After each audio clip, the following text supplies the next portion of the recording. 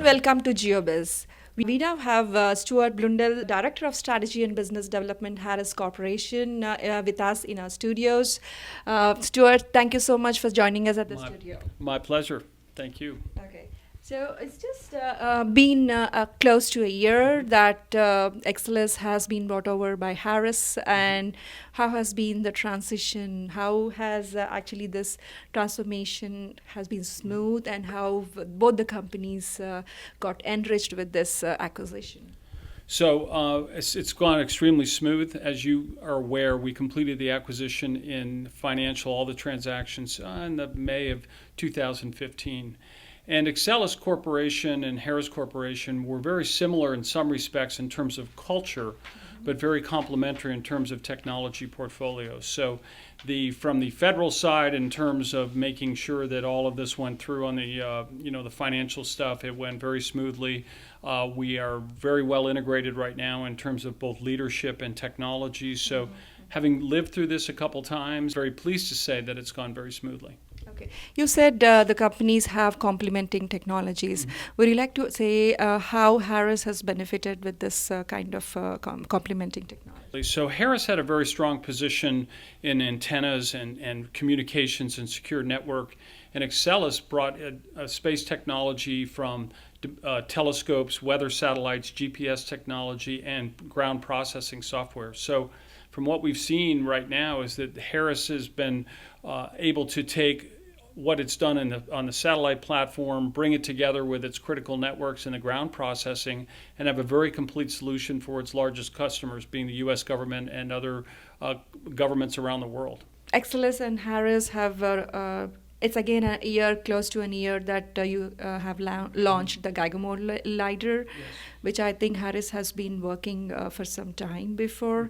So is there any specific reason why from that at this point Harris has moved into launching a LiDAR platform? Sure. I'd say the number one reason, especially in the commercial market, which is where we're focused with this Geiger mode LiDAR business, is essentially wide area mapping. And the reason we got invested into it is we saw that the growth in LiDAR and 3D information across the geospatial marketplace in commercial was going up significantly. And the advantage of the Harris Geiger LiDAR mode collection approach is we fly twice as high, twice as fast as standard linear collection modes, and the amount of points we collect per square meter is on the order of 100 points per square meter versus 1 to 2 to 4 points per square meter. And so when we're collecting that much data at a much broader swath width by flying higher, we can have very attractive offerings in terms of price, in terms of quality. And when people see the amount of detail in the 3D information, it makes them rethink the types of applications they can use. So for example, we're doing a lot of flying right now for electrical utilities, helping them map out their transmission corridors as well as their distribution assets. We're also mapping a lot right now for Fed civil customers that want to understand flood mapping, that want to understand better elevations and terrain, and also for urban planning. So we're seeing across the board kind of a real demand in the community for 3D information at this resolution and scale. Okay. By far, because many of the companies, the innovation has happened on the LiDAR side almost like 3 years ago, kind of a thing. By far, I feel as a media person, this is a late entrant. Do you agree with me? Yes and no. I think that what you're seeing is this uptick in different types of technologies being introduced into LiDAR. So the photon counting approach, which is the Geiger mode approach, is new to the industry, and I think that's a tactical and strategic advantage for Harris kind of going forward. What we're really trying to understand now is the ability to take that data and to transform it into information products across multiple vertical markets. I mentioned utilities a little while ago, transportation networks. We have interest in rail corridors as well. So it may seem like we're coming in a little bit late, but when you have a discriminating new technology that the market hasn't seen before, we're having a very good reception to it. Okay, fantastic. Is Geiger mode LiDAR is also being used for the 3D map of the United States at this point? We're currently flying projects for the U.S. Geological Survey in terms of what they call the 3DEP program. The USGS has a large prime called Dewberry, and we are working with them and other primes and different programs at the state level to essentially do projects. We're really excited about what we see out there, especially when you consider some of the major storm events that we've seen over the last 2 years. Hurricane Sandy or Superstorm Sandy, these types of events, which are bringing both storm surge and bringing a lot of rain and wind and so forth. People want to understand at the coastline level what's going on and can they get better elevation data. We also one of the trends, very upcoming trends and very quote unquote potential market is the UAVs. So are you considering having a UAV version of this Geiger mode LiDAR as well? Well, we may not have a UAV platform for the Geiger mode. It's a much different instrument. It's probably too big for. But in terms of using UAVs with LiDAR sensors on them, we definitely see that as adding to the offering in terms of the way we go after full collection of information. For example, many different customers want to be able to go underneath bridges. They want to be able to go underneath trees and go through areas where you might be blocked, whether it's from typical LiDAR collection or typical aerial imagery collection. So we see the drones as being an important part of the equation for a complete picture of what's going on the ground. Another aspect of this industry is definitely the data, and we see increasingly companies becoming not just the data providers, Right. but creating more analytics and solutions Yeah. out of the data. Yes. How is Harris taking up this trend? Well, when we decided to go introduce a commercial wide area mapping service from LiDAR, the complementary piece of this was essentially being able to sell information products from that data we collect. So we concurrently acquired a small company in Colorado called MapMart, which is an online e-commerce site. And so we fully expect to be able to offer 3D products into the commercial market space based on the commercial mode LiDAR data directly through that portal out on the web. So we basically made the investments both in the collection of the data. We already knew how to process the data, and now having a portal where people can come and buy the products that they're looking for. So it's a really interesting time to be in this market. We call it a very fragmented market right now because there's a lot of players in the market. We talked about drones a little while ago. You're seeing, 1, 2, 3-person companies starting up out of nowhere with a drone and an idea and wanting to go after a particular market segment. So because of Harris's size, we think that we can basically be a major player in the market, and we think that there's excellent margins in business in the geospatial informations market on the commercial side. Okay. From the user standpoint, it is always the solution, it is always the analytics which is of use for them, which is of value to them rather than simply the data products.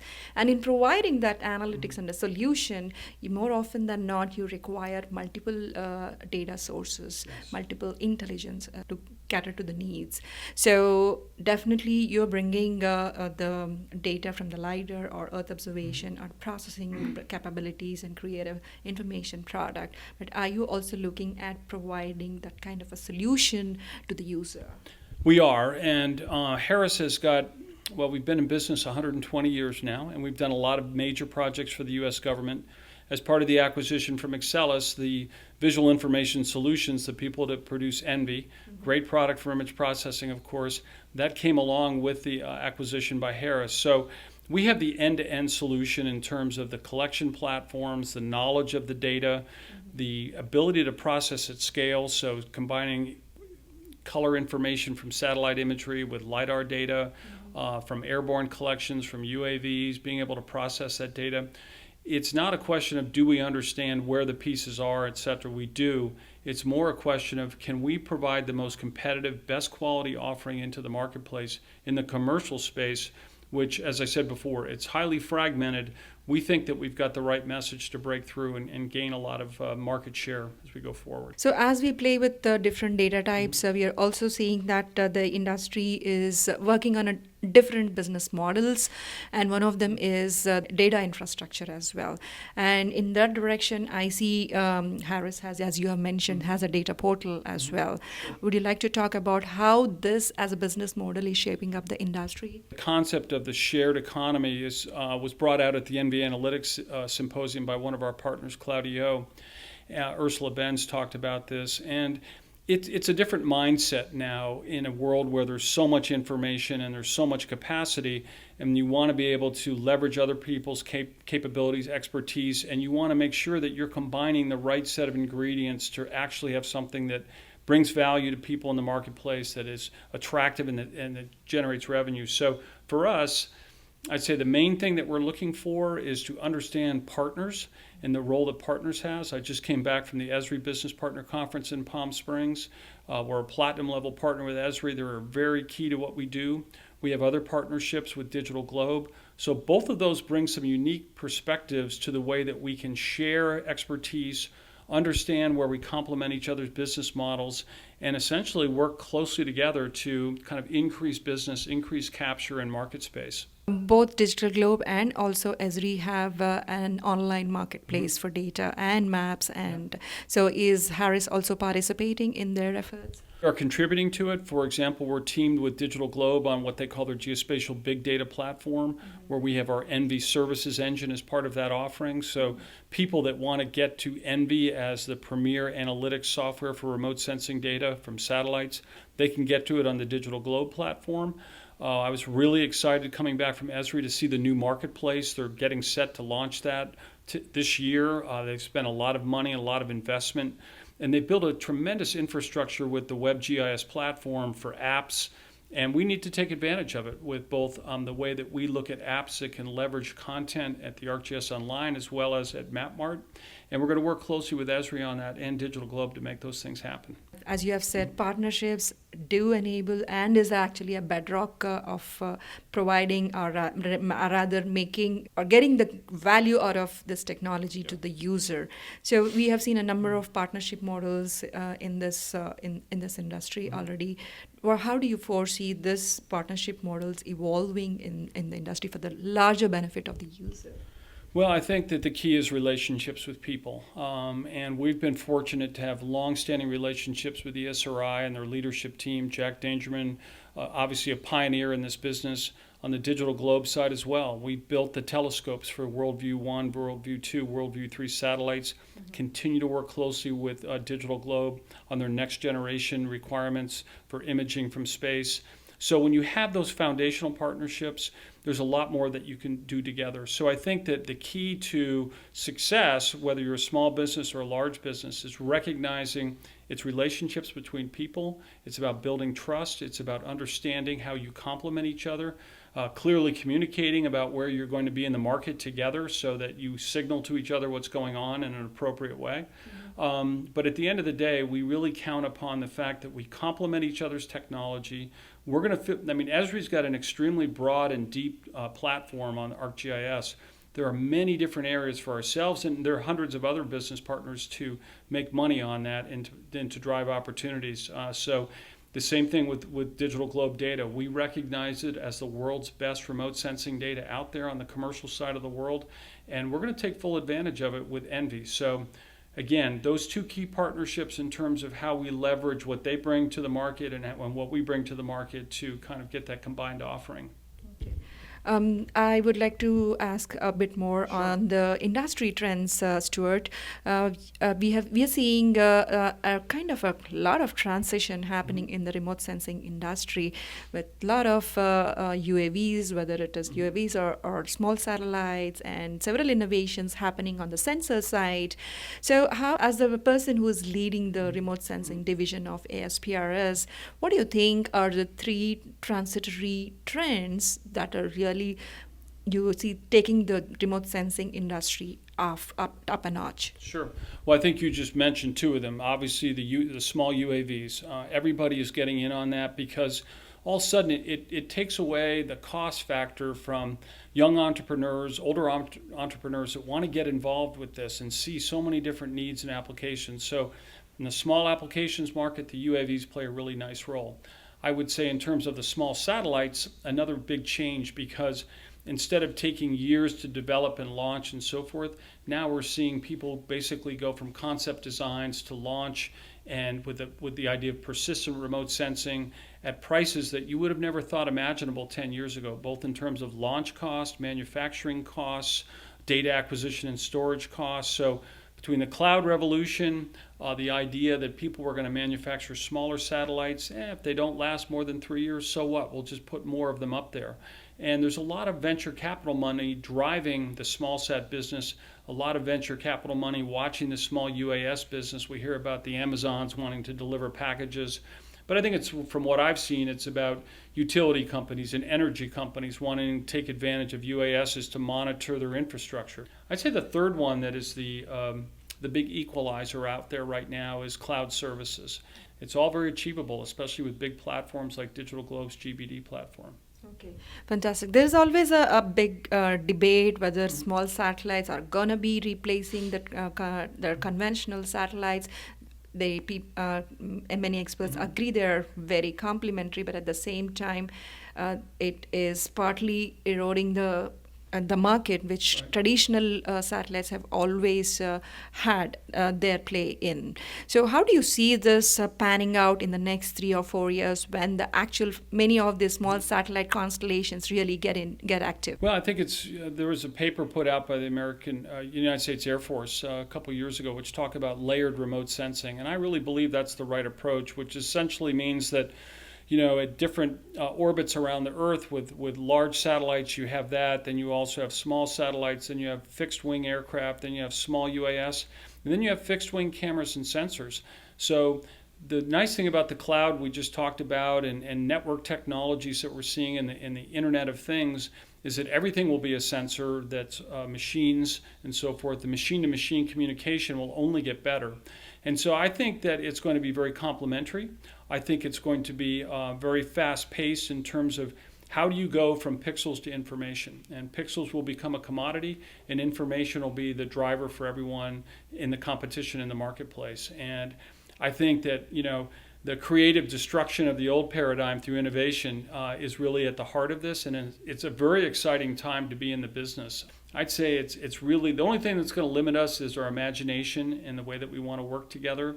In terms of the interoperability of data, open data standards, and ability to essentially see everything that you want to see, it's there now for people to go take. You talked about the creative destruction of this technology, and do you see this actually democratizing the marketplace and also increasing the penetration to the bottom of the pyramid and increasing the base of the pyramid? I do. I think that over the last 10 years, we've seen countries outside of the United States rapidly. It used to be that the United States, India, Europe were leading the world in remote sensing satellites, and now we see, whether it's Azerbaijan or we see Saudi Arabia or we see Nigeria, we see a lot of other countries that 10 years ago you wouldn't have expected to be operating satellites or paying for capacity on satellites. And people want to do that because they want the persistent look at information about the Earth, whether it's about forecastings for food security, about national security, about other trends that they want to do. So that is something at the higher ends in terms of nation states getting access to global information about the Earth. At the lower level, again, coming back to this idea of the drones, where we see it in journalism now, where people will go out and they'll fly a drone and they'll take pictures of something and they'll report on it and they'll get it out on the web, and all of a sudden it becomes something that's picked up on the web and it becomes an issue. And we'll see more of that from media, from journalism, from earth science, etc. So it's going to be a very exciting time at both the base and at the top. Okay. What excites you most with all these developments around? Well, I think the thing that excites me the most is this concept of persistent imaging of the Earth, so that we can really understand changes that are going on at a much deeper level, and be anticipatory about what's going to happen in important places of the world to improve humanitarian conditions, to improve food security, to improve the way the environment is being managed by people. I think those are things that being a parent as well as a professional, and I look forward for where how's the world going to look for my daughter. I think that persistent remote sensing, cloud services, and the ability to share information with open data standards is going to make a lot of this transparent, and it's going to deliver a better world for us. Okay. Thank you so much. Thanks, Stuart, for being on GeoBiz and for being in our studio. Thank you so much. I really appreciate it.